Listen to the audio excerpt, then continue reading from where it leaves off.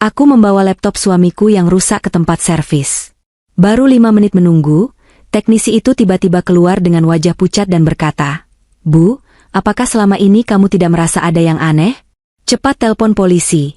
Saat dia memperlihatkan layarnya, aku merinding melihat isi foldernya ternyata menyimpan rahasia mematikan. Sebelum ceritanya dimulai, silakan tulis di kolom komentar dari daerah mana saja teman-teman yang menonton cerita ini. Jangan lupa like dan subscribe agar channel ini bisa semakin berkembang dan bisa mempersembahkan cerita yang lebih menarik lagi. Pagi itu, suasana di ruang makan terasa begitu dingin, seolah-olah AC yang terpasang di dinding sedang bekerja 3 kali lipat lebih keras dari biasanya. Padahal matahari di luar sana sudah mulai memancarkan sinarnya yang hangat. Aku duduk di hadapan suamiku, memandangi wajahnya yang tampan namun terasa begitu jauh. Sudah 5 tahun kami menikah. 5 tahun yang seharusnya penuh dengan tawa dan kebahagiaan. Namun belakangan ini, rasanya seperti aku hidup dengan orang asing yang kebetulan berbagi atap denganku. Di luar sana, di mata tetangga dan teman-teman arisan, kami adalah pasangan yang sempurna. Harmonis, mapan, dan tidak pernah terdengar cekcok. Tapi mereka tidak tahu apa yang terjadi di balik pintu rumah kami yang tertutup rapat. Mereka tidak tahu betapa sepinya hatiku saat melihat suamiku lebih sering menatap layar laptopnya daripada menatap mataku. Benda persegi berwarna hitam itu seolah menjadi istri keduanya. Bahkan, mungkin posisinya lebih tinggi daripadaku. Suamiku selalu membawanya kemanapun ia pergi. Ke ruang tamu, ke teras belakang saat merokok, bahkan ia membawanya masuk ke kamar mandi. Aku pernah menegurnya sekali, bertanya dengan nada bercanda mengapa ia begitu terobsesi dengan laptop kantornya itu. Jawabannya saat itu sangat ketus. Ia bilang itu adalah nyawanya, sumber penghidupan kami, dan ia tidak mau ada data yang hilang atau terhapus oleh ketedoran orang lain.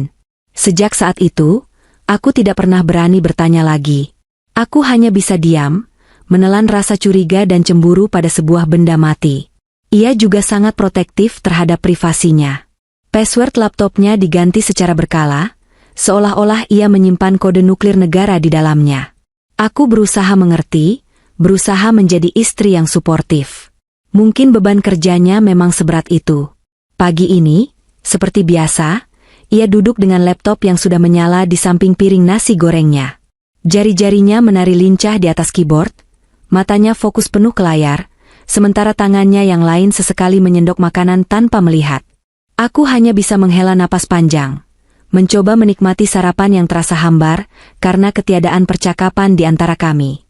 Aku ingin sekali mengajaknya bicara, membahas hal-hal ringan seperti rencana akhir pekan, atau sekadar bertanya tentang mimpinya semalam. Tapi melihat keningnya yang berkerut serius, aku mengurungkan niatku. Aku tidak ingin mengganggu konsentrasinya dan memicu kemarahannya di pagi buta. Aku bangkit dari kursi, berniat mengambilkan kopi panas yang baru saja aku seduh untuknya. Aku ingin melayaninya dengan sebaik mungkin, berharap sedikit perhatian darinya. "Ini kopinya, Mas," ucapku lembut sambil meletakkan cangkir di dekat tangannya. Namun, entah apa yang terjadi. Mungkin karena ia terlalu fokus atau gerakanku yang kurang hati-hati saat meletakkan cangkir itu, sikunya menyenggol pinggiran cangkir. Detik itu berjalan seperti gerakan lambat dalam film. Aku melihat cangkir itu miring, cairan hitam pekat dan panas itu tumpah, meluncur deras membasahi meja dan, ya Tuhan, sebagian besar tumpahannya menyiram tepat di atas keyboard laptopnya yang sedang menyala. "Astaga!" teriakku spontan, tanganku gemetar mencoba meraih tisu. Reaksi suamiku sungguh di luar dugaan. Ia tidak sekadar kaget. Ia melompat dari kursinya seperti orang yang baru saja tersengat listrik tegangan tinggi. Wajahnya yang tadi tenang berubah merah padam, matanya melotot seakan hendak keluar dari rongganya. Ia menjerit, sebuah teriakan yang bukan hanya berisi kemarahan, tapi juga kepanikan yang luar biasa. "Apa yang kamu lakukan?" bentaknya keras sekali, suaranya menggelegar memenuhi ruang makan yang sempit itu. Ia buru-buru mengangkat laptopnya, membalikannya, dan mengelapnya dengan kasar menggunakan lengan kemejanya yang rapi.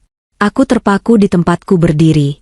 Jantungku berdegup kencang, rasa bersalah dan takut bercampur menjadi satu. "Maaf, aku nggak sengaja, Mas. Tadi sikumu." "Diam," potongnya kasar. Napasnya memburu. Ia menatap laptop itu dengan tatapan nanar, seolah yang terluka adalah anak kandungnya sendiri.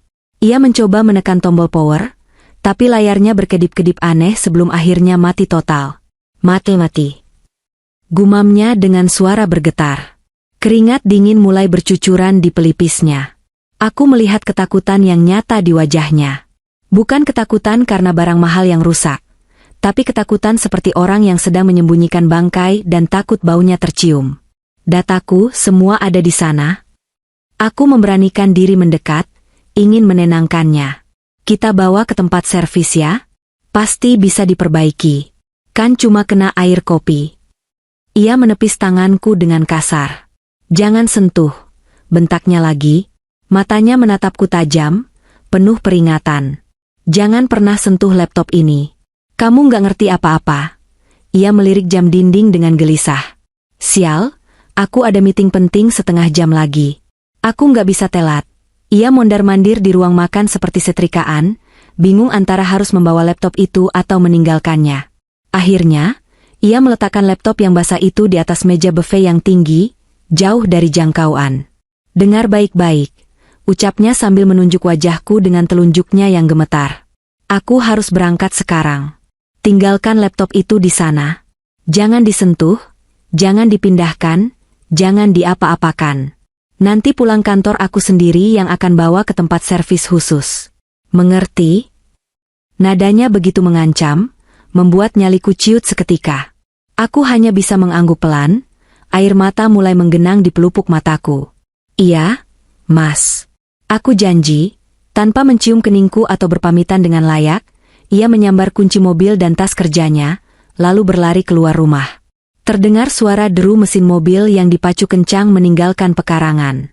Aku berdiri mematung di tengah ruang makan yang kini hening kembali, hanya ditemani sisa tumpahan kopi di meja, dan sebuah laptop hitam yang tergeletak diam, seperti sebuah kotak Pandora yang menyimpan sejuta misteri. Perasaanku campur aduk. Ada rasa sedih karena dibentak, tapi ada juga rasa penasaran yang aneh melihat reaksinya yang begitu berlebihan. Namun, di atas segalanya, rasa bersalahku sebagai istri yang ceroboh mendominasi pikiranku saat itu. Aku telah merusak alat kerja suamiku, dan aku merasa harus bertanggung jawab, meskipun ia sudah melarangku keras-keras. Setelah kepergian suamiku, rumah terasa semakin sunyi dan mencekam. Aku membersihkan sisa tumpahan kopi di meja makan dengan perasaan yang hancur. Setiap gerakan tanganku saat mengelap meja diiringi dengan air mata yang menetes satu persatu. Aku merasa menjadi istri yang sangat tidak berguna. Bagaimana bisa aku seceroboh itu? Suamiku bekerja keras banting tulang untuk kami, dan aku malah merusak satu-satunya alat yang paling ia butuhkan untuk bekerja. Bayangan wajahnya yang panik dan pucat tadi terus menghantui pikiranku. Ia bilang datanya sangat penting. Bagaimana kalau karena kejadian ini ia kehilangan pekerjaannya? Bagaimana kalau proyek besarnya gagal hanya karena kecerobohanku menumpahkan kopi? Pikiran-pikiran buruk itu terus berputar di kepalaku, membuat dadaku sesak. Aku melirik ke arah meja buffet tempat laptop itu tergeletak. Benda itu tampak menyedihkan, basah dan mati. Rasa bersalahku semakin memuncak. Aku tidak bisa membiarkan ini terjadi. Suamiku bilang ia akan memperbaikinya nanti sore, tapi bukankah air kopi itu jahat? Setahuku, cairan yang masuk ke dalam mesin elektronik harus segera dibersihkan. Jika tidak, komponen di dalamnya akan berkarat dan rusak permanen. Jika menunggu sampai sore, mungkin data-data penting di dalamnya tidak akan bisa diselamatkan lagi. Niat baik mulai tumbuh di hatiku, menutupi peringatan keras suamiku tadi. Aku berpikir, mungkin dia melarangku karena dia takut aku makin merusaknya jika aku mencoba mengotak-atiknya sendiri. Tapi kalau aku membawanya ke ahli, ke teknisi profesional, pasti hasilnya akan berbeda. Aku teringat ada sebuah tempat servis komputer di mal besar dekat rumah yang terkenal sangat canggih. Teman arisanku pernah bilang kalau teknisi di sana bisa mengembalikan data yang hilang dalam hitungan jam. Aku harus membantunya, bisikku pada diri sendiri. Aku harus menebus kesalahanku. Kalau aku berhasil menyelamatkan datanya sebelum dia pulang, dia pasti akan senang. Dia akan memaafkanku dan melihat bahwa aku adalah istri yang bisa diandalkan. Dengan tekad yang sudah bulat, meskipun jantungku berdebar kencang karena melanggar perintah suami, aku mengambil tas laptop. Dengan tangan gemetar, aku memasukkan laptop yang masih agak lembab itu ke dalam tasnya. Aku merasa seperti pencuri di rumah sendiri. Setiap suara detak jam dinding terdengar seperti langkah kaki yang sedang mengawasiku. Maafkan aku, Mas. Ini demi kebaikanmu juga, gumamku sambil mengusap peluh di dahi. Aku segera bersiap-siap, mengganti dasterku dengan pakaian pergi seadanya. Aku tidak peduli dengan penampilanku, yang ada di pikiranku hanyalah menyelamatkan nyawa suamiku yang ada di dalam kotak hitam itu. Aku memesan taksi online karena tanganku terlalu gemetar untuk menyetir sendiri. Di dalam perjalanan menuju mal, perasaanku sangat tidak enak. Langit di luar terlihat mendung gelap, seolah mendukung suasana hatiku yang gelisah. Entah kenapa, ada firasat buruk yang mengganjal di ulu hatiku. Rasanya seperti ada batu besar yang menindih dada. Berkali-kali aku ingin meminta sopir taksi untuk putar balik. Bayangan wajah marah suamiku dan teriakannya, "Jangan sentuh," terngiang-ngiang di telingaku. Apakah aku melakukan hal yang benar? Apakah kejutan ini akan berakhir manis atau justru menjadi bencana? Tapi aku menepis semua keraguan itu. Aku meyakinkan diriku bahwa sebagai istri, kewajibanku adalah membantu suami, bahkan jika harus sedikit melanggar aturannya demi kebaikan yang lebih besar. "Mbak, sudah sampai?" Teguran sopir taksi membuyarkan lamunanku. Aku turun di lobi mal dengan langkah terburu-buru. Aku mendekap tas laptop itu erat-erat di dadaku, seolah melindunginya dari mara bahaya. Mal masih agak sepi karena ini masih jam kerja. Aku setengah berlari menuju lantai 3, tempat pusat elektronik berada. Napasku terengah-engah, tapi kakiku terus melangkah. Aku ingin ini cepat selesai. Aku ingin segera mendengar kabar baik bahwa datanya bisa diselamatkan, lalu aku akan pulang, meletakkan laptop itu kembali di tempatnya, dan nanti malam aku akan memberitahu suamiku dengan bangga bahwa masalah sudah teratasi. Aku sampai di depan toko servis yang dimaksud. Tokonya terlihat modern dan meyakinkan, dengan dinding kaca dan peralatan canggih yang terlihat dari luar. Seorang teknisi muda sedang duduk di balik meja resepsionis, tampak sedang sibuk dengan obeng kecil. Aku menarik napas panjang, mencoba menenangkan detak jantungku yang semakin menggila. Entah kenapa, saat kakiku melangkah masuk ke dalam toko itu, bulu kuduku meremang. Rasanya seperti masuk ke dalam kandang singa, padahal ini hanya toko servis biasa. "Permisi, Mas," sapaku dengan suara yang agak parau. Teknisi itu mendongak, wajahnya ramah dan masih muda. Nametak di dadanya tertulis, "Dimas." "Iya, Bu. Ada yang bisa dibantu?" Aku meletakkan tas laptop di atas meja dengan hati-hati. "Ini, Mas. Laptop suami saya tadi pagi ketumpahan kopi. Dia panik banget karena banyak data penting di dalamnya. Tolong, Mas, tolong selamatkan datanya. Terutama yang ada di folder dokumen. Berapapun biayanya saya bayar, asalkan datanya selamat." Kata-kataku meluncur cepat, penuh permohonan. Aku benar-benar berharap teknisi bernama Dimas ini bisa menjadi malaikat penolongku hari ini.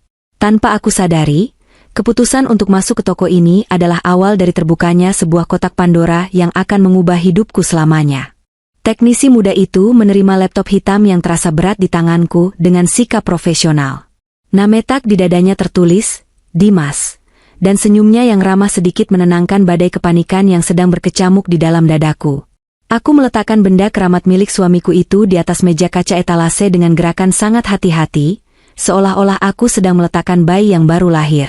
Tanganku masih sedikit gemetar, sisa-sisa adrenalin dari pertengkaran, atau lebih tepatnya bentakan, suamiku pagi tadi masih terasa mengalir deras di dalam darahku. Aku menarik napas panjang, mencoba menyusun kalimat agar tidak terdengar seperti istri yang bodoh dan ceroboh, meskipun kenyataannya aku merasa demikian. "Tolong ya, Mas Dimas," ucapku dengan nada memohon, mataku menatap lurus ke arah matanya, mencoba menyalurkan betapa pentingnya permintaan ini. "Ini laptop suami saya. Tadi pagi insiden kecil terjadi, ketumpahan kopi. Dia marah besar dan panik sekali karena katanya semua data pekerjaannya ada di sini. Tolong selamatkan folder, dokumen, dan semua file kerjanya. Saya tidak peduli kalau harus ganti mesin atau apapun, yang penting datanya kembali utuh. Saya ingin memberinya kejutan kalau nanti dia pulang, semuanya sudah beres." Dimas mengangguk mengerti, tangannya dengan cekatan memutar laptop itu, memeriksa port-port di sampingnya, lalu sedikit mengintip celah keyboard. "Tenang saja, Bu. Kalau cuma tumpahan kopi dan penanganannya cepat, biasanya data di hard disk aman. Apalagi laptop model ini proteksinya lumayan bagus. Ibu tunggu sebentar ya. Saya bawa ke ruang belakang dulu untuk bongkar casingnya dan cek seberapa parah rembesan airnya ke mainboard. Biar saya juga bisa langsung backup data-datanya kalau masih bisa diakses. Kata-kata Dimas bagaikan air sejuk yang menyiram padang pasir tandus di hatiku. Ada harapan. Terima kasih banyak, Mas. Tolong lakukan yang terbaik ya, ujarku penuh harap. Dimas kemudian menghilang di balik pintu partisi yang memisahkan area tunggu pelanggan dengan ruang servis di belakang. Tinggallah aku sendiri di area depan toko yang dipenuhi dengan berbagai aksesoris gawai yang warna-warni. Suasana toko itu cukup tenang, hanya terdengar lamat-lamat suara musik pop dari speaker di langit-langit mall. Untuk mengusir kegelisahan yang masih menggelayut, aku mencoba menyibukkan diri. Aku berjalan pelan mengelilingi etalase, melihat-lihat casing ponsel dengan berbagai motif lucu, kabel data yang digulung rapi, dan powerbank berbagai ukuran. Namun, pikiran dan hatiku tidak ada di sana. Pikiranku melayang ke rumah, membayangkan wajah suamiku. Apakah dia sudah sampai kantor? Apakah dia masih marah? Aku membayangkan skenario indah nanti malam. Saat dia pulang dengan wajah lelah dan muram karena mengira laptopnya rusak, aku akan menyambutnya dengan senyum manis. Aku akan menyodorkan laptop ini yang sudah menyala normal, dengan semua datanya utuh. Aku bisa membayangkan perubahan ekspresinya, dari marah menjadi lega, lalu dia akan memelukku erat dan berbisik, "Terima kasih, sayang. Kamu memang istri yang hebat. Maafkan aku tadi pagi sudah membentakmu." Bayangan itu begitu manis, membuat sudut bibirku sedikit terangkat. Ya, keputusanku membawa laptop ini ke sini adalah keputusan yang tepat. Ini adalah bukti baktiku sebagai istri, bukti bahwa aku peduli dan bisa diandalkan. Aku melirik jam tangan. Baru 2 menit berlalu, tapi rasanya seperti 2 jam. Detak jarum jam dinding di toko itu seolah mengejek kegelisahanku. Tik-tok, tik-tok. Suaranya terdengar begitu nyaring di telingaku. Aku kembali duduk di kursi tunggu yang disediakan, meremas-remas tali tasku. Kenapa lama sekali? Bukankah tadi katanya cuma mau cek sebentar? Pikiran-pikiran negatif mulai menyusup lagi. Bagaimana kalau ternyata kerusakannya parah? Bagaimana kalau biayanya jutaan dan aku harus memakai uang tabungan belanja bulanan? Ah, tidak apa-apa, pikirku.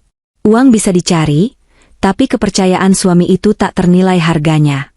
Aku mencoba menenangkan diri dengan mengingat-ingat kembali kebiasaan suamiku dengan laptop ini. Dia memang sangat aneh dengan benda ini. Pernah suatu kali, sekitar setahun yang lalu, aku tidak sengaja memindahkan posisi laptopnya saat membersihkan meja kerja di kamar. Hanya memindahkannya beberapa sentimeter agar aku bisa mengelap debu di bawahnya.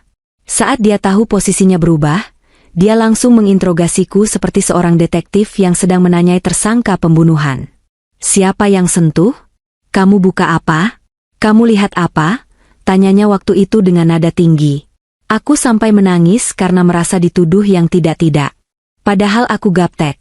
Boro-boro mau mengintip isi laptopnya, cara mematikannya saja kadang aku bingung.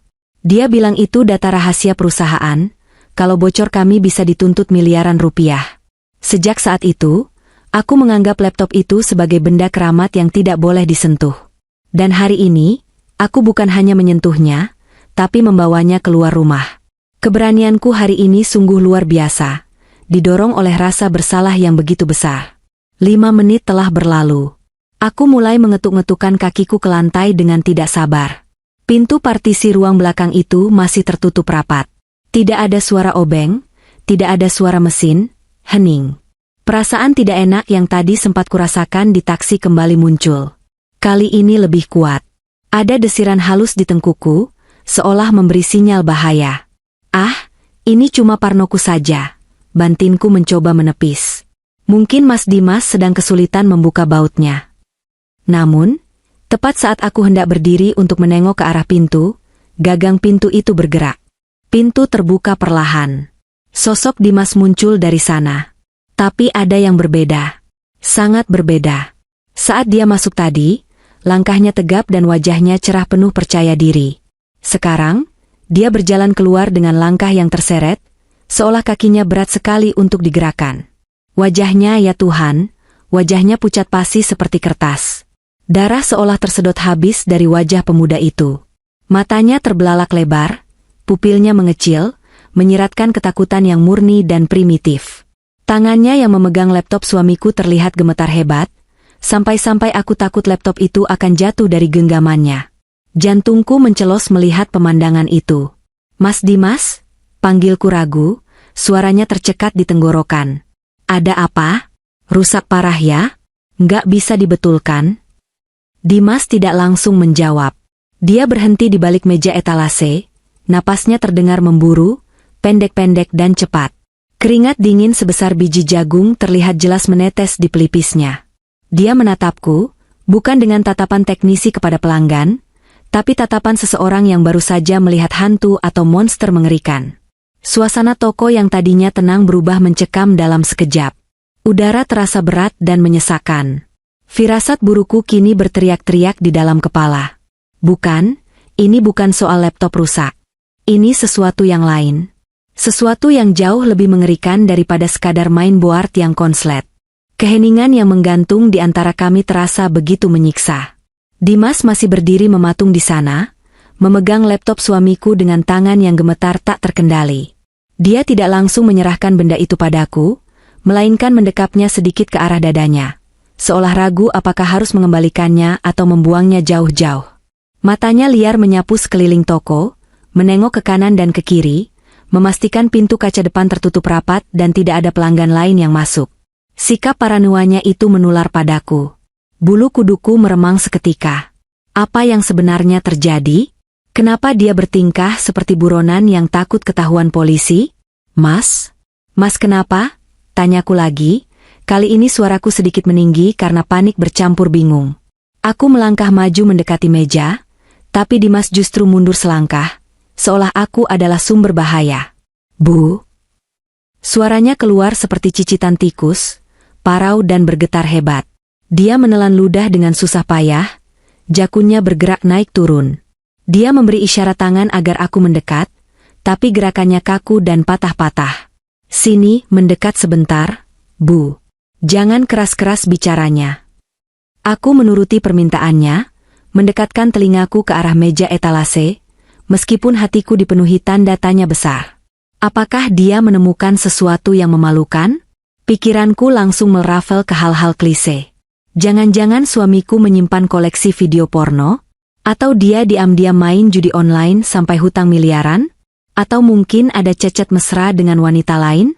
Rasa cemburu dan malu mulai merayap naik, mempersiapkan diriku untuk mendengar kabar tentang perselingkuhan atau kebiasaan buruk suamiku. Jika hanya itu, aku mungkin akan marah dan menangis. Tapi reaksi teknisi ini terlalu berlebihan untuk sekadar menemukan folder video dewasa. Wajah pucatnya itu menyiratkan teror, bukan rasa canggung atau geli. Dimas mencondongkan tubuhnya ke depan, mendekatkan wajahnya ke arahku hingga aku bisa mencium aroma keringat dingin yang menguar dari tubuhnya.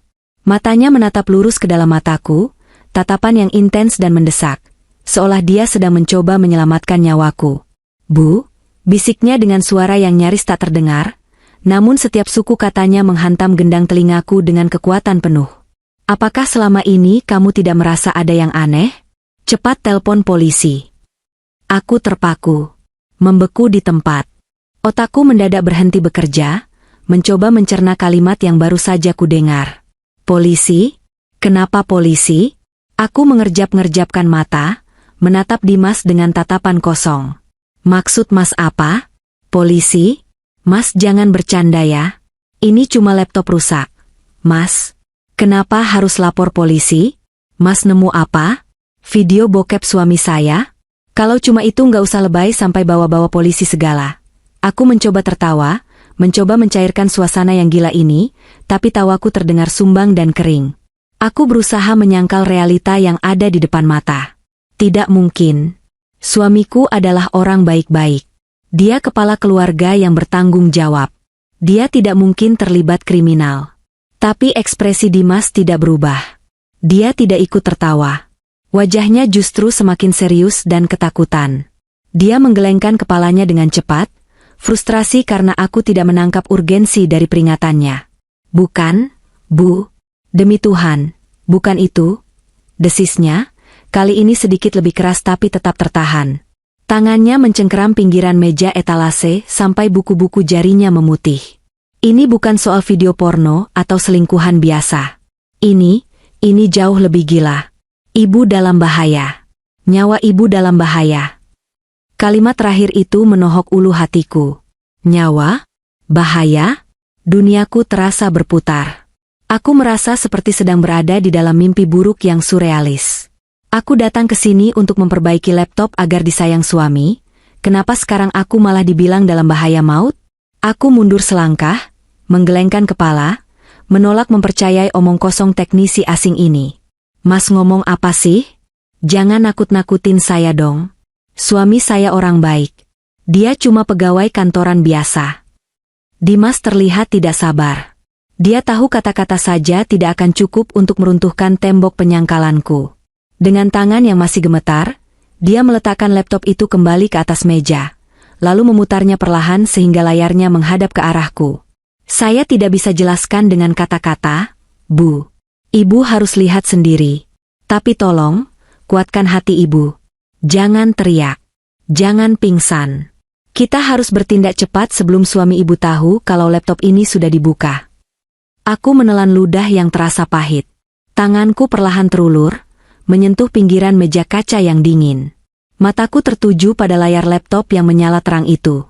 Wallpapernya masih sama, foto pemandangan gunung yang pernah kami kunjungi saat bulan madu dulu. Tapi bukan itu yang menjadi fokus Dimas. Ada beberapa jendela aplikasi yang terbuka di sana. Jendela-jendela yang akan meruntuhkan seluruh fondasi kehidupanku yang selama ini kurasa sempurna. Jendela-jendela yang menjadi bukti bahwa pria yang tidur di sebelahku selama 5 tahun ini, pria yang kupanggil suamiku, ternyata menyimpan monster mengerikan di balik topeng wajahnya yang tenang. Lihat ini, Bu, tunjuk Dimas pada sebuah folder yang terbuka di pojok layar. Folder itu bernama Warisan. Nama yang terdengar biasa, tapi dalam konteks kepanikan Dimas, nama itu terdengar seperti judul sebuah nisan kuburan. Saya tadi cuma mau backup data di My Documents, sesuai permintaan ibu. Tapi sistemnya aneh.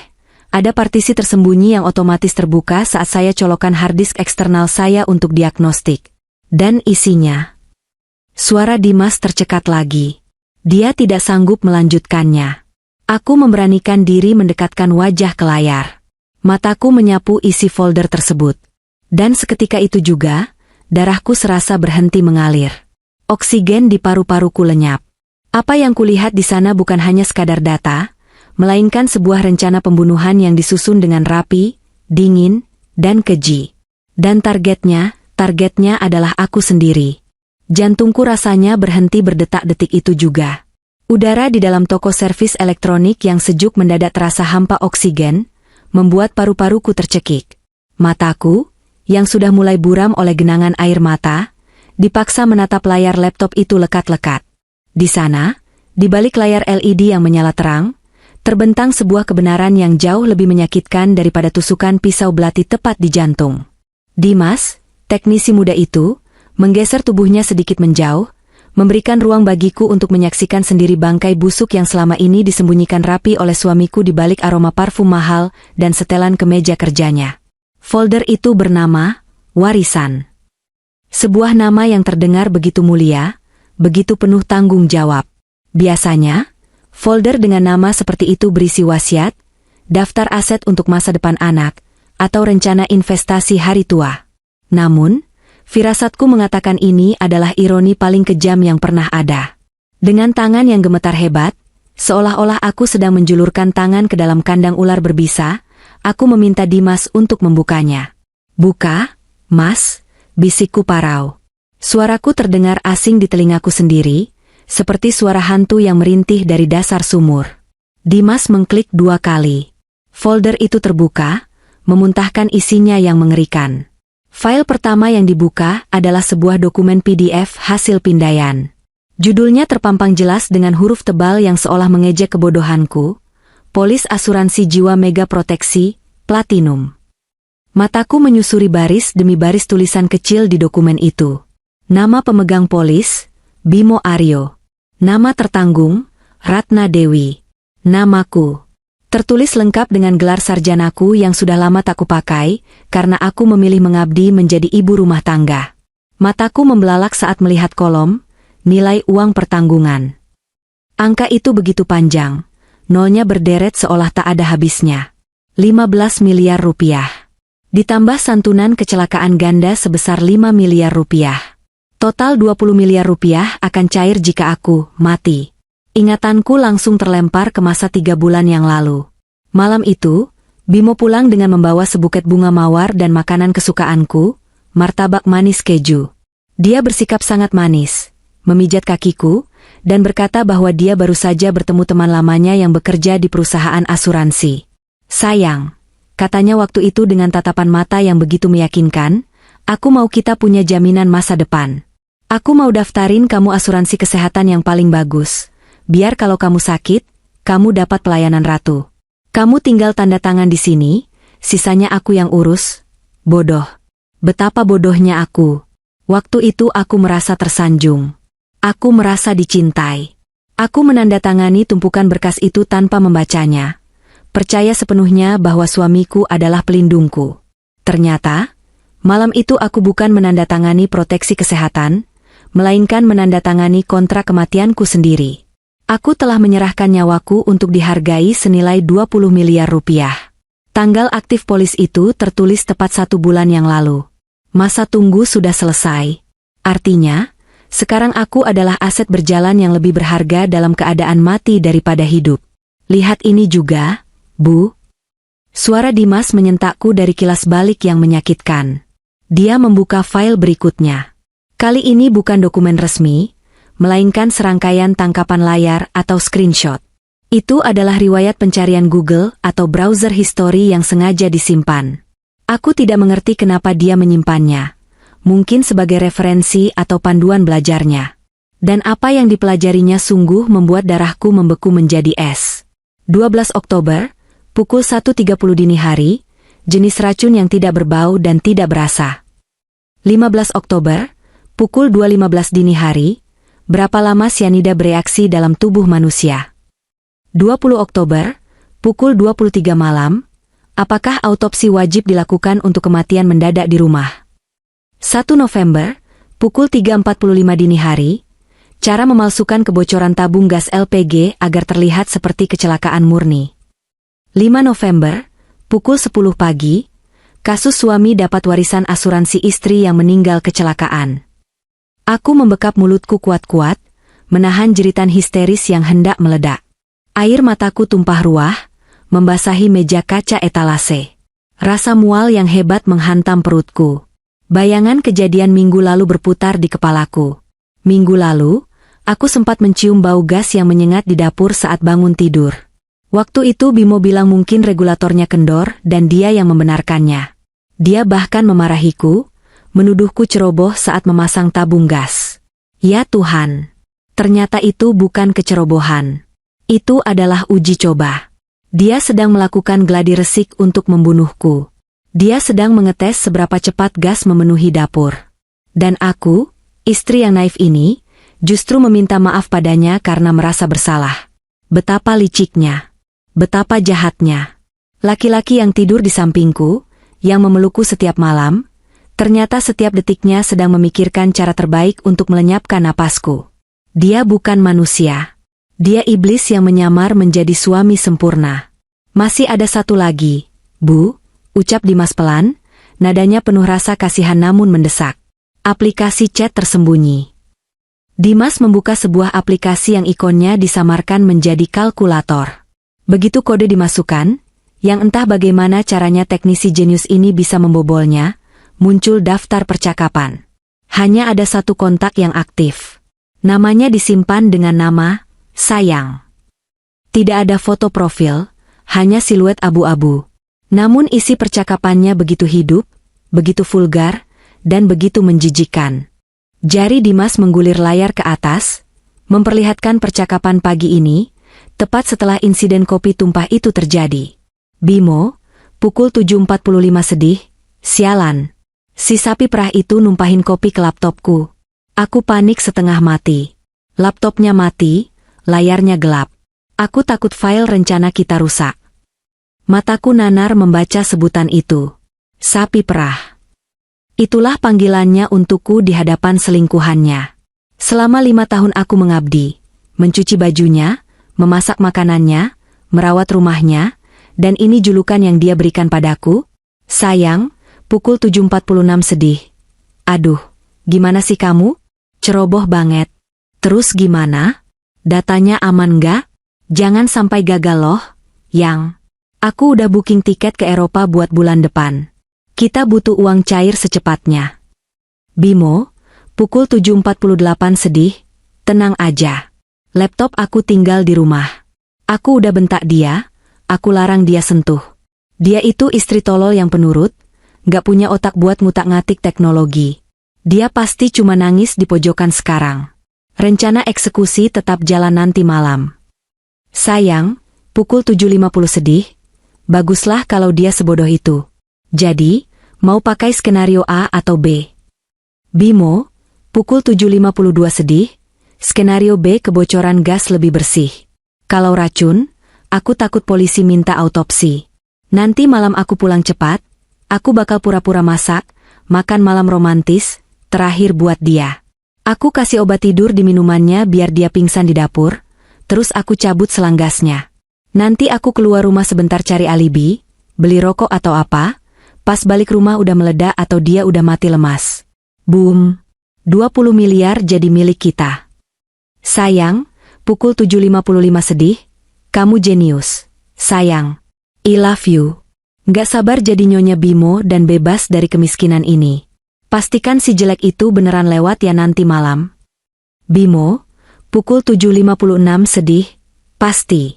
Malam ini adalah malam terakhir Ratna bernapas. Sampai ketemu di kebebasan kita besok pagi. Duniaku runtuh. Hancur lebur tanpa sisa. Langit-langit toko serasa ambruk menimpa kepalaku. Setiap kata dalam chat itu adalah vonis mati yang ditulis dengan tinta darahku sendiri. Malam terakhir Ratna bernapas. Kalimat itu terngiang-ngiang, bergaung di dalam tempurung kepalaku seperti mantra kutukan. Aku tidak hanya dikhianati. Aku sedang diburu. Aku adalah mangsa yang sedang digiring ke pembantaian oleh gembalaku sendiri. Lututku tak lagi mampu menopang tubuhku. Rasa lemas menjalar dari ujung kaki hingga ke ubun-ubun. Pandanganku menggelap, berputar hebat. Suara bising mal di kejauhan terdengar seperti dengungan lebah yang marah. Aku merasa tubuhku meluncur ke bawah, jatuh ke dalam jurang keputusasaan yang tak berdasar. Kesadaranku mulai menipis, ditarik oleh kegelapan yang menawarkan pelarian dari kenyataan yang terlalu menyakitkan untuk ditanggung. Aku ingin pingsan. Aku ingin mati saja sekarang daripada harus menghadapi kenyataan bahwa suamiku adalah pembunuh berdarah dingin. Namun, sebelum kegelapan sepenuhnya merenggutku, sebuah tangan kuat mencengkeram lenganku, menahanku agar tidak menghantam lantai keramik yang keras. Bu Ratna, lihat saya. Bu, jangan pingsan. Demi Tuhan, jangan pingsan sekarang. Suara teriakan Dimas terdengar seperti ledakan di telingaku, menarikku paksa kembali ke permukaan kesadaran. Aku terengah-engah, membuka mata lebar-lebar, mencari pasokan oksigen yang seolah hilang dari udara. Wajah Dimas berada tepat di depan wajahku, hanya berjarak beberapa sentimeter. Wajah pemuda itu pucat pasi, sama takutnya denganku, tapi matanya menyala dengan urgensi yang menular. Tangannya mencengkeram bahuku begitu kuat hingga terasa sakit. Tapi rasa sakit itulah yang membuatku tetap berpijak di bumi. Minum, Bu. Minum. Dimas menyodorkan botol air mineral yang tutupnya sudah terbuka. Airnya tumpah sedikit membasahi daguku saat dia memaksaku menenggak isinya. Dinginnya air yang mengalir di tenggorokan menyentak sistem sarafku. Aku batuk tersedak, tapi otakku mulai bekerja kembali. Aku masih hidup. Aku masih bernapas. Dan di luar sana, matahari masih bersinar, meskipun di dalam jiwaku badai topan sedang mengamuk. Dengar saya, Bu, ucap Dimas dengan nada tegas, setengah berbisik namun penuh penekanan. Dia menatap lurus ke dalam mataku, mengunci fokusku. Ibu tidak boleh lemah. Kalau ibu pingsan di sini, kalau ibu menyerah sekarang, laki-laki bajingan itu menang. Dia akan membunuh ibu nanti malam, Lalu dia akan tertawa-tawa di atas kuburan ibu bersama selingkuhannya sambil menghamburkan uang asuransi ibu. Apa ibu rela? Apa ibu rela mati konyol demi memuaskan keserakahan setan itu? Pertanyaan Dimas menampar egoku. Rasa sedih yang tadi melumpuhkan perlahan bermetamorfosis menjadi sesuatu yang lain. Sesuatu yang panas, membara, dan tajam. Amarah. Dendam kesumat. Bayangan wajah Bimo yang tersenyum palsu, bayangan chatnya yang menyebutku, sapi perah, dan istri tolol, membakar hangus rasa takutku. Tidak, aku tidak rela. Aku tidak akan membiarkan tubuhku menjadi jembatan emas bagi mereka menuju kemewahan. Aku tidak akan membiarkan darahku menjadi tinta untuk menulis kisah bahagia mereka. Tidak, jawabku lirih, lalu mengulanginya dengan lebih keras. Tidak, saya tidak rela. Dia harus bayar, Mas. Dia harus hancur. Dimas mengangguk cepat. Bagus. Itu semangat yang kita butuhkan. Sekarang, kita harus bertindak cepat dan cerdas. Kita tidak punya banyak waktu sebelum dia curiga. Kita lapor polisi sekarang. Saya saksinya. Laptop ini buktinya. Ibu siap? Aku mengangguk mantap, menyeka air mata dengan punggung tangan. Saya siap. Dimas segera mengeluarkan ponselnya, jari-jarinya dengan cekatan menekan tombol panggilan darurat. Sambil menunggu sambungan, dia terus mengawasi pintu depan toko, bersiaga layaknya prajurit di medan perang. Ketika telepon tersambung, Dimas berbicara dengan cepat namun terstruktur. Dia menjelaskan identitasnya, lokasi kami, dan inti masalahnya, ancaman pembunuhan berencana yang didukung bukti forensik digital. Wajahnya serius saat menyebutkan istilah-istilah teknis tentang folder tersembunyi dan riwayat pencarian. Beberapa menit kemudian, dia menyerahkan ponsel itu padaku. Ini kasat reskrim, Bu. Beliau mau bicara langsung sama Ibu untuk verifikasi dan instruksi. Aku menerima ponsel itu dengan tangan yang masih sedikit gemetar, namun hatiku sudah sekeras baja. Halo, Pak. Selamat sore, Bu Ratna. Saya Kompol Arif. Suara di seberang sana terdengar berat, tenang, dan berwibawa. Saya sudah dengar laporan singkat dari saudara Dimas. Kami menanggapi ancaman ini dengan sangat serius. Prioritas utama kami adalah keselamatan nyawa Ibu. Tolong dengarkan baik-baik, karena langkah Ibu selanjutnya akan menentukan hidup mati Ibu malam ini. Apa yang harus saya lakukan? Pak, tangkap dia sekarang. Seret dia dari kantornya. Seruku, emosiku meluap. Tidak bisa semudah itu, Bu, potong Kompol Arif tegas. Kalau kita tangkap sekarang di kantornya, dia bisa menyangkal. Dia bisa bilang itu laptop curian, atau datanya direkayasa orang lain, atau itu cuma cerita fiksi yang dia tulis. Pengacaranya akan mematahkan tuduhan kita karena belum ada aksi nyata. Kita butuh bukti kuat. Kita butuh actus reus, tindakan nyata percobaan pembunuhan. Kita harus melakukan operasi tangkap tangan. Maksud Bapak, saya harus pulang? Saya harus membiarkan dia mencoba membunuh saya dulu? Tanyaku ngeri. Bulu kuduku meremang membayangkan harus berada satu atap lagi dengan monster itu. Ibu tidak akan sendirian, Kompol Arif meyakinkan. Tim buser saya akan menyusup ke lingkungan rumah Ibu mulai sekarang. Kami akan pasang pengawasan penuh. Kami akan sadap komunikasi di sekitar rumah. Tugas Ibu adalah pulang, bersikap senormal mungkin, seolah-olah Ibu tidak tahu apa-apa. Biarkan dia menjalankan rencananya. Saat dia mulai melakukan aksinya, saat dia menaruh racun atau mengutak-atik tabung gas, saat itulah kami mendobrak masuk. Dengan begitu, dia tidak bisa berkutik lagi. Dia akan kena pasal pembunuhan berencana dengan ancaman hukuman mati atau seumur hidup. Aku menelan ludah yang terasa pahit. Ini gila. Ini misi bunuh diri. Tapi aku tahu polisi itu benar. Aku ingin Bimo membusuk di penjara, bukan bebas berkeliaran karena kurang bukti. Baik, Pak. Saya mengerti. Saya akan lakukan sandiwara ini, jawabku akhirnya. Keputusanku sudah bulat. Ini adalah pertunjukan terakhir dalam pernikahan kami. Bagus, Bu Ratna. Ibu wanita pemberani. Sekarang, serahkan kembali telepon ke teknisi itu. Kami butuh mengamankan laptop asli sebagai barang bukti. Setelah pembicaraan selesai, Dimas menatapku dengan tatapan iba bercampur kagum. Polisi akan segera datang menjemput laptop ini lewat pintu belakang mal biar nggak mencolok. Tapi ibu punya masalah lain. Kalau ibu pulang tanpa laptop, suami ibu pasti curiga. Dia pasti nanya mana tasnya, mana laptopnya. Aku tertegun. Benar juga. Tas laptop Bimo yang berat itu tidak bisa dibawa pulang dalam keadaan kosong. Tunggu sebentar, kata Dimas. Dia berlari ke gudang belakang yang penuh tumpukan barang elektronik rusak. Terdengar suara barang-barang dibongkar, suara logam beradu, dan langkah kaki yang sibuk. 5 menit kemudian, dia keluar dengan membawa sebuah benda hitam. Itu adalah laptop tua, merek dan tipenya persis sama dengan milik suamiku. Casingnya baret-baret, engselnya patah sebelah, dan layarnya retak 1000. Ini bangkai laptop, Bu. Sebutannya kanibalan. Tipenya sama persis. Saya sudah isi dalamnya dengan pemberat besi bekas harddisk rusak, supaya beratnya sama persis dengan laptop suami ibu.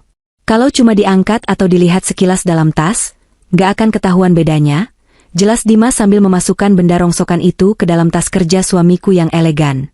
Aku menatap takjub. Detail kecil ini bisa menyelamatkan nyawaku.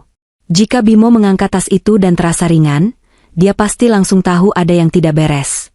Kamu pintar sekali, Mas. Terima kasih, ucapku tulus.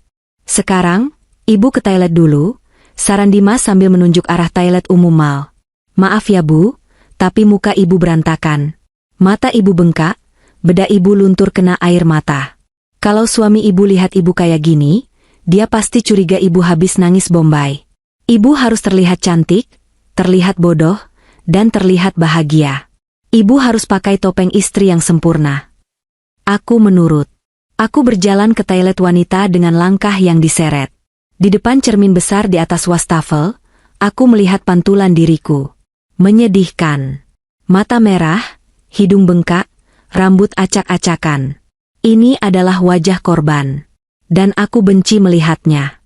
Aku menyalakan keran, membasuh wajahku dengan air dingin berkali-kali, seolah ingin mencuci bersih semua jejak kesedihan ini. Aku mengambil kotak kosmetik dari dalam tasku. Perlahan, aku mulai melukis wajahku. Bedak tebal untuk menutupi sembab. Eyeliner untuk mempertajam tatapan. Lipstik merah muda untuk menyamarkan bibirku yang pucat gemetar. Setiap goresan kuas di wajahku terasa seperti goresan cat perang. Aku bukan lagi berdandan untuk suamiku. Aku berdandan untuk mengelabuinya. Ratna yang cengeng sudah mati di toko servis tadi. Bisikku pada pantulan diriku di cermin. Mataku yang kini terbingkai riasan menatap tajam, dingin, dan penuh perhitungan. Ini adalah Ratna yang baru. Ratna yang akan mengirim suaminya ke neraka. Aku keluar dari toilet dengan dagu terangkat. Aku kembali ke toko Dimas, mengambil tas laptop yang kini berisi sampah elektronik itu. Rasanya berat, tapi hatiku terasa jauh lebih berat. Hati-hati, Bu, ucap Dimas saat mengantarku sampai ke pintu toko. Ingat, jangan minum atau makan apapun yang dia kasih nanti, kecuali ibu yakin itu aman. Pura-pura saja. Buang saat dia lengah. Saya akan ingat. Mas, doakan saya, jawabku. Aku berjalan keluar mal menuju pangkalan taksi. Langit di luar sudah berubah menjadi jingga kemerahan, warna senja yang tampak seperti tumpahan darah di cakrawala. Awan hitam menggantung rendah, menjanjikan hujan badai. Alam semesta seolah sedang menata panggung untuk drama tragis malam ini. Aku masuk ke dalam taksi, mendekap tas laptop palsu itu erat-erat di pangkuanku. Ke Jalan Merpati, Pak, kataku pada sopir taksi. Saat taksi mulai melaju, aku memejamkan mata, mengatur napas.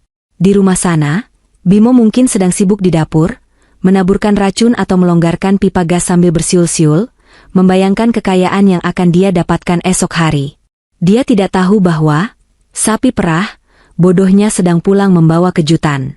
Dia berpikir dia adalah pemburu, padahal malam ini, dialah yang sedang masuk ke dalam perangkap. Tunggu aku, Mas, batinku dingin. Makan malam terakhir kita akan menjadi momen yang tak akan pernah kamu lupakan seumur hidupmu di dalam penjara. Taksi yang membawaku berhenti tepat di depan pagar rumah minimalis kami yang bercat putih. Rumah itu terlihat begitu damai di bawah siraman lampu jalan yang remang-remang, seolah-olah tidak ada malaikat maut yang sedang mengintai di dalamnya. Aku membayar taksi dengan tangan yang masih sedikit gemetar, lalu berdiri sejenak di depan gerbang besi yang dingin. Jantungku berdegup kencang, memukul-mukul rongga dada seakan ingin melompat keluar dan lari menjauh dari tempat terkutuk ini. Di tanganku, tas laptop kerja suamiku terasa berat, bukan hanya karena beban besi rongsokan di dalamnya, melainkan karena beban kebohongan yang harus kupikul malam ini demi bertahan hidup. Aku menarik napas dalam-dalam, mencoba menghirup sebanyak mungkin keberanian dari udara malam yang lembab. Kamu bisa, kamu harus bisa, bisikku pada diri sendiri, menguatkan hati yang rapuh. Aku merapikan sedikit tatanan rambutku yang sempat kusut, memastikan senyum palsu yang sudah kulatih di cermin mal tadi terpasang sempurna di wajahku.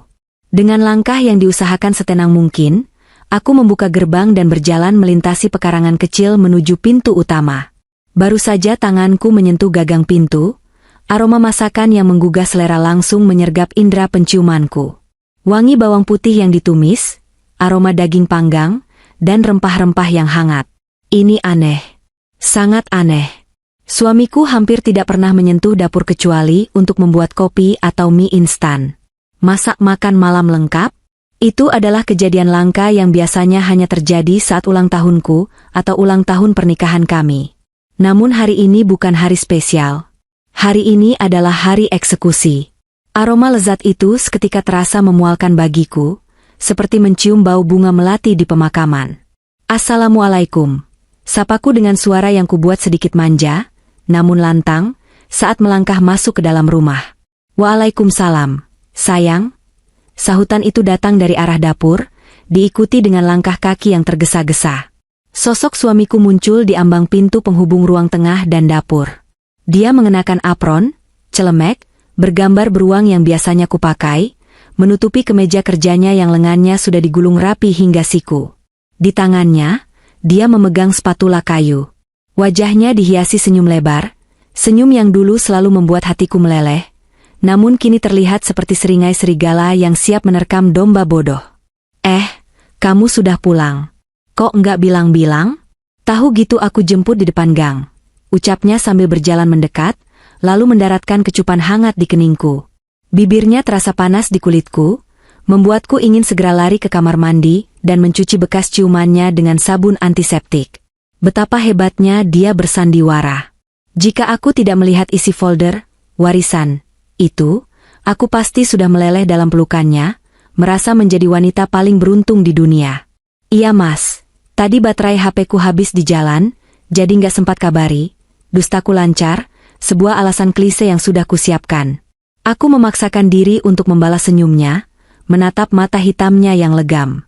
Di sana, di balik sorot matanya yang terlihat penuh kasih, aku mencoba mencari jejak pembunuh itu. Dan aku menemukannya.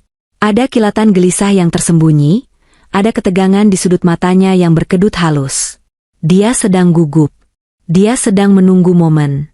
Matanya kemudian turun, menatap tas laptop yang kujinjing di tangan kananku. Loh, kamu bawa laptopku? Kan tadi pagi aku bilang tinggalin aja di meja.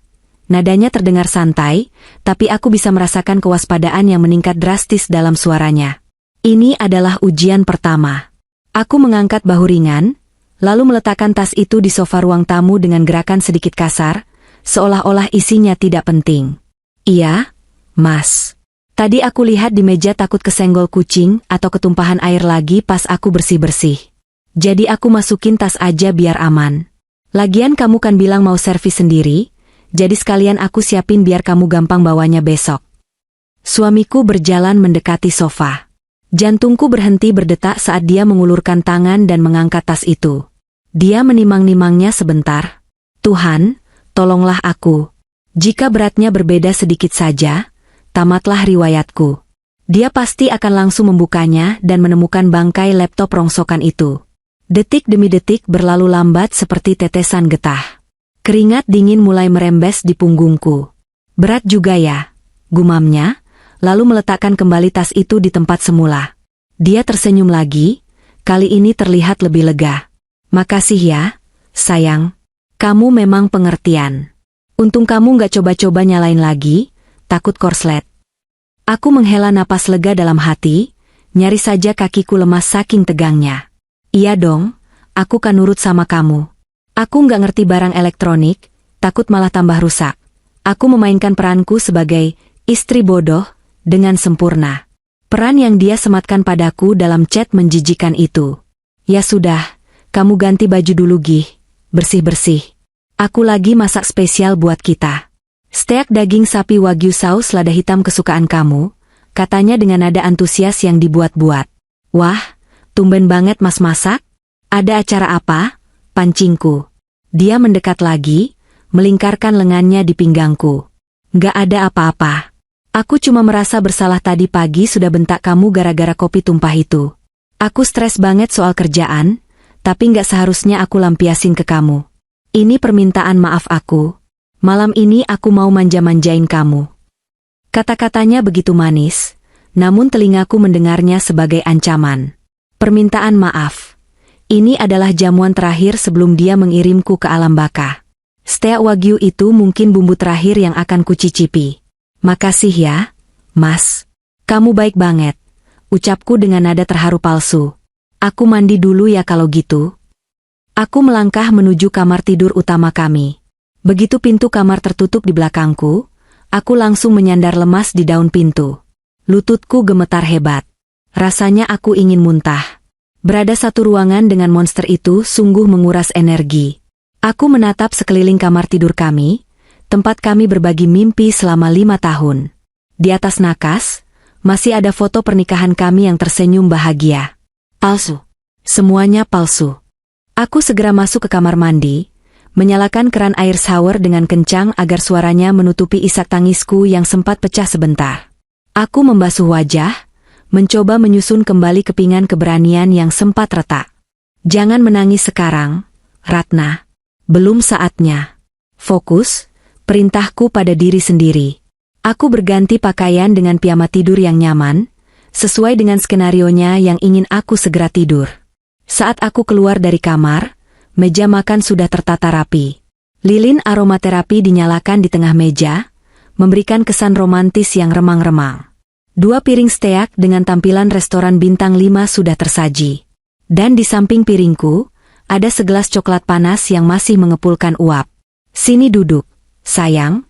Suamiku menarikan kursi untukku layaknya seorang gentleman sejati.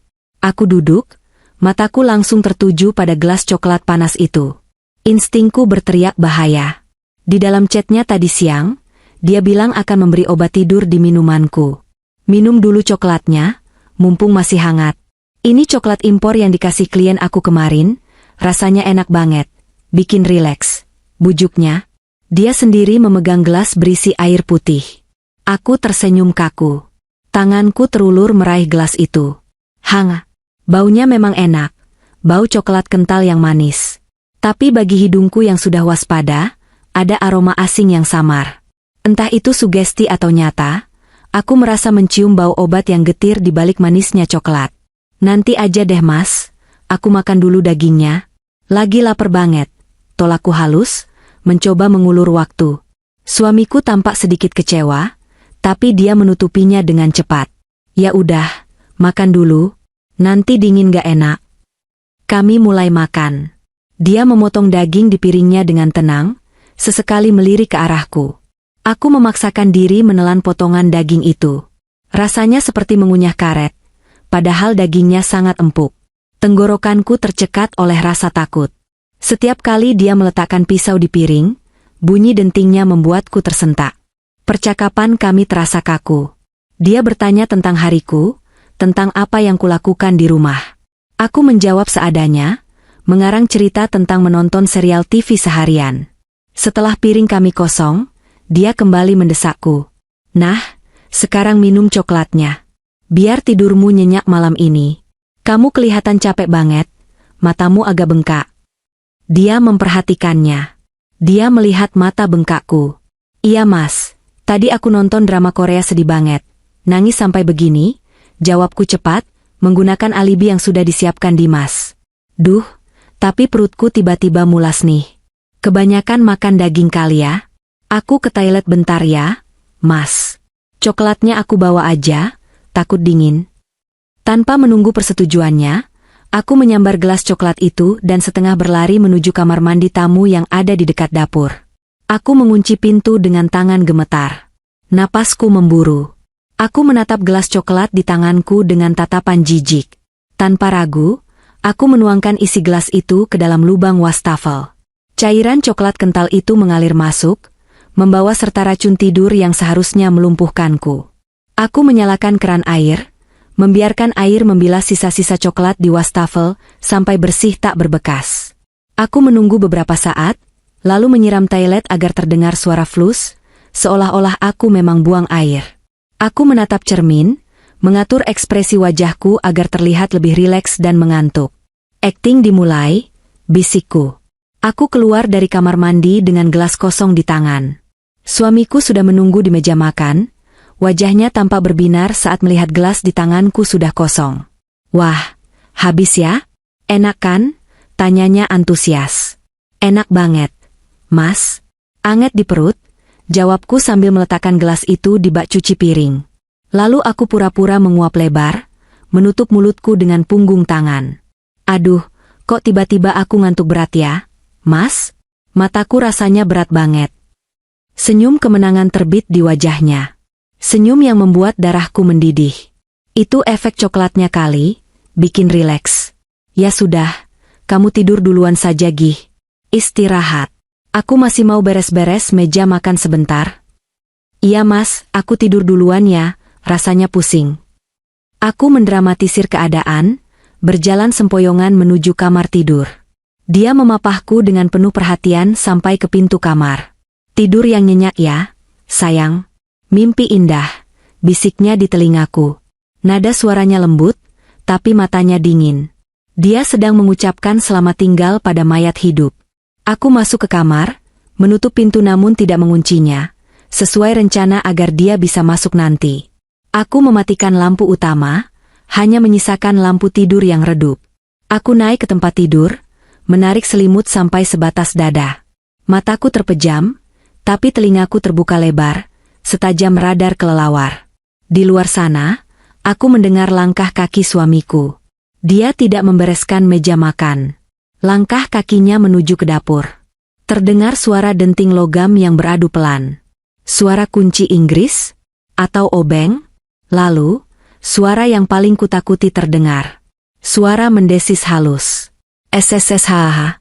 Itu suara gas. Dia sedang melonggarkan regulator tabung gas LPG 12 kg di dapur. Dia benar-benar melakukannya. Dia sedang mengubah rumah kami menjadi bom waktu raksasa. Dia ingin membunuhku dengan cara meledakkan rumah ini, atau membiarkanku mati lemas keracunan gas saat tidur. Jantungku berdegup begitu kencang hingga rasanya sakit. Aku meraba ponselku di bawah bantal. Layarnya menyala redup. Ada satu pesan masuk dari nomor tak dikenal, nomor polisi yang tadi menghubungiku. "Kami sudah di posisi. Tim siap mendobrak. Tetap tenang." Aku menggenggam ponsel itu erat-erat seperti jimat penyelamat. "Cepatlah, Pak. Cepatlah sebelum dia menyalakan pemantik api," doaku dalam hati.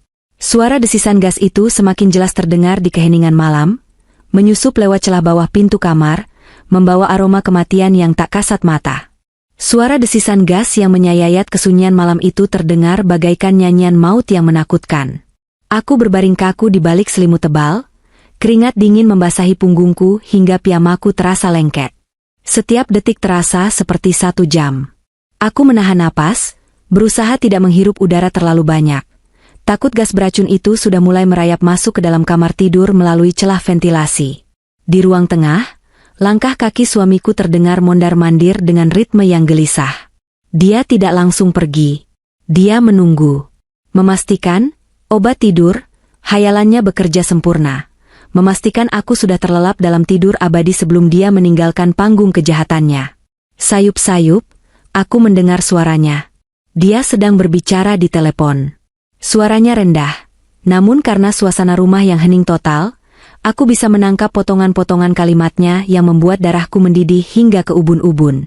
"Iya, sayang sudah beres," ucapnya dengan nada yang terdengar puas dan keji. "Gasnya sudah aku buka full. Regulatornya aku patahin biar kelihatan rusak alami. Baunya sudah mulai kenceng nih di dapur. Jeda sejenak. Mungkin wanita iblis di seberang sana sedang bertanya sesuatu. Dia? Haha, tenang aja. Tawa kecil suamiku terdengar, tawa yang membuatku ingin muntah. Si bodoh itu sudah tidur pulas. Tadi aku kasih dosis ganda di coklat panasnya. Dia langsung teler kayak sapi dipotong. Nggak bakal bangun dia, biarpun rumah ini meledak. Air mata kemarahan menetes dari sudut mataku, merembes ke bantal. Si bodoh. Sapi dipotong. Betapa hinanya aku di matanya. Betapa tidak berharganya nyawaku bagi laki-laki yang pernah berjanji di depan penghulu untuk melindungiku. Aku mau keluar sekarang, cari alibi beli rokok di minimarket depan. Nanti aku balik lagi pura-pura kaget lihat rumah kebakaran atau meledak. Kamu siap-siap ya, besok kita urus klaim asuransinya. I love you too, sayang. Langkah kakinya terdengar menjauh, menuju pintu depan. Suara kunci diputar. Ini adalah momennya. Dia hendak kabur, meninggalkan aku mati terpanggang di dalam rumahku sendiri. Namun, sebelum dia sempat membuka pintu, terdengar suara dentuman keras yang menggetarkan dinding rumah. Braak. Pintu depan didobrak paksa dari luar. Suara teriakan-teriakan tegas dan lantang seketika memecah keheningan malam, menenggelamkan suara desisan gas di dapur. Polisi. Jangan bergerak. Angkat tangan. Tiarap. Tiarap sekarang juga. Suara derap langkah sepatu Lars yang berat menyerbu masuk ke dalam rumah bagaikan badai. Suara benda jatuh, suara tubuh yang dibanting ke lantai, dan erangan kesakitan suamiku terdengar susul-menyusul. Apa-apaan ini? Lepasin saya. Saya nggak salah apa-apa. Saya pemilik rumah ini. Teriakan suamiku terdengar panik, penuh penyangkalan, namun bergetar ketakutan. Aku langsung melempar selimutku. Tidak ada lagi akting tidur. Tidak ada lagi rasa takut. Yang ada hanya adrenalin yang memuncak. Aku melompat turun dari tempat tidur dan berlari keluar kamar.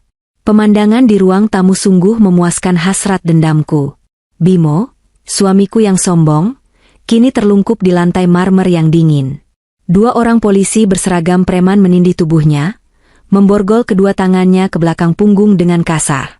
Wajahnya menempel di lantai, terdistorsi oleh tekanan dan ketakutan.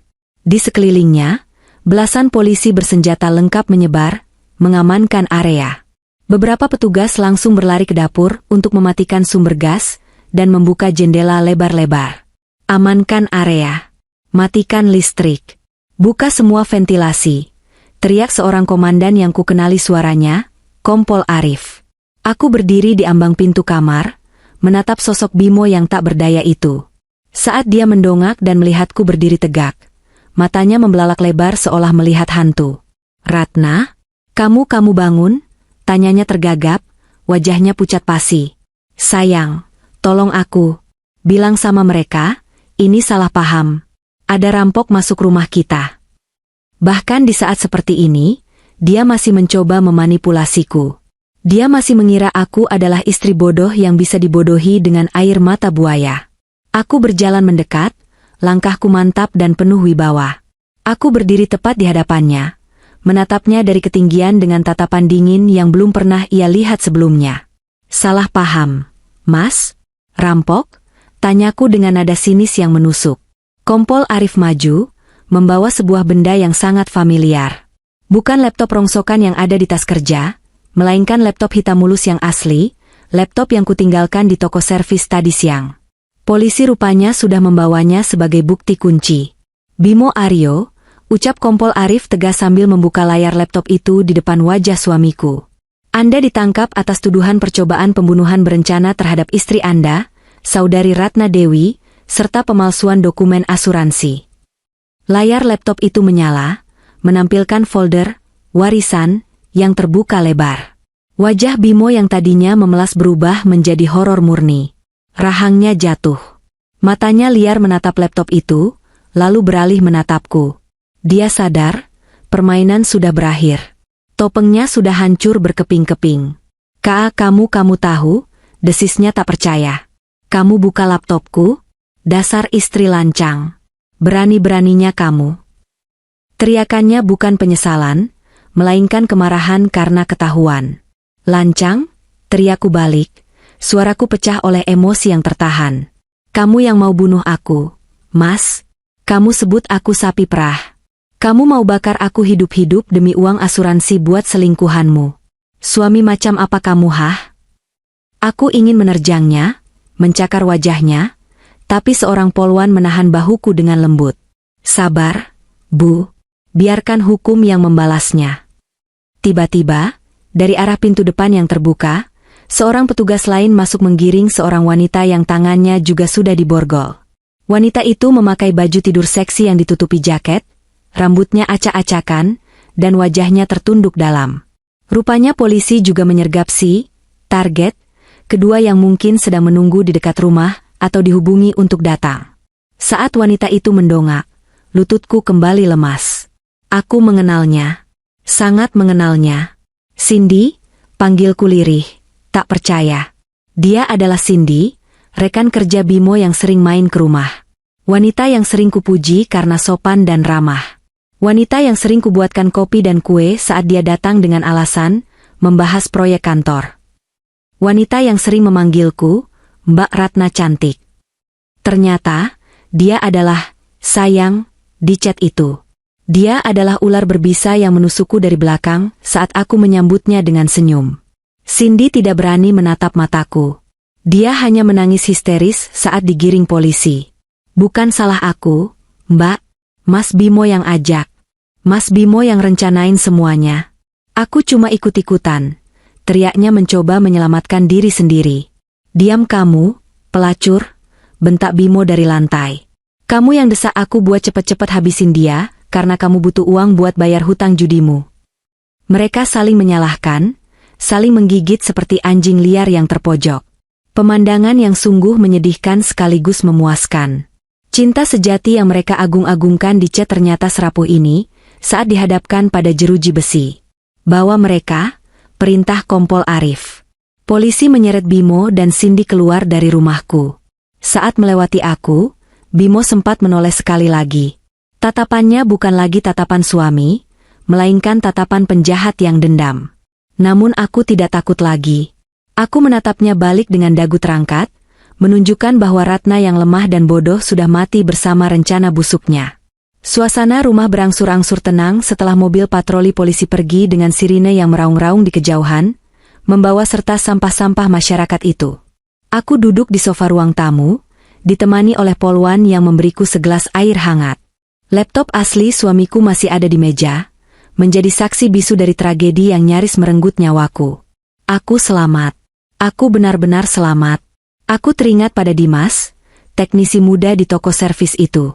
Jika bukan karena kejeliannya, jika bukan karena keberaniannya untuk memberitahuku, mungkin saat ini tubuhku sudah hangus terbakar di antara puing-puing rumah ini. Air mata kembali mengalir, tapi kali ini air mata syukur. Tuhan masih menyayangiku. Tuhan mengirimkan malaikat tak bersayap berwujud tukang servis laptop untuk menyelamatkan hidupku. Malam itu, di tengah rumah yang berantakan bekas penggerebekan, aku berjanji pada diriku sendiri. Besok, hal pertama yang akan kulakukan adalah menggugat cerai Bimo dan memastikan dia membusuk di penjara sampai mati. Aku akan mengambil kembali hidupku. Aku akan membangun kembali kebahagiaanku di atas puing-puing pengkhianatan ini.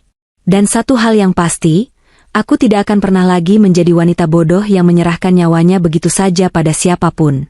Kisahku dengan Bimo berakhir malam ini, ditutup dengan bunyi gembok sel penjara yang dingin.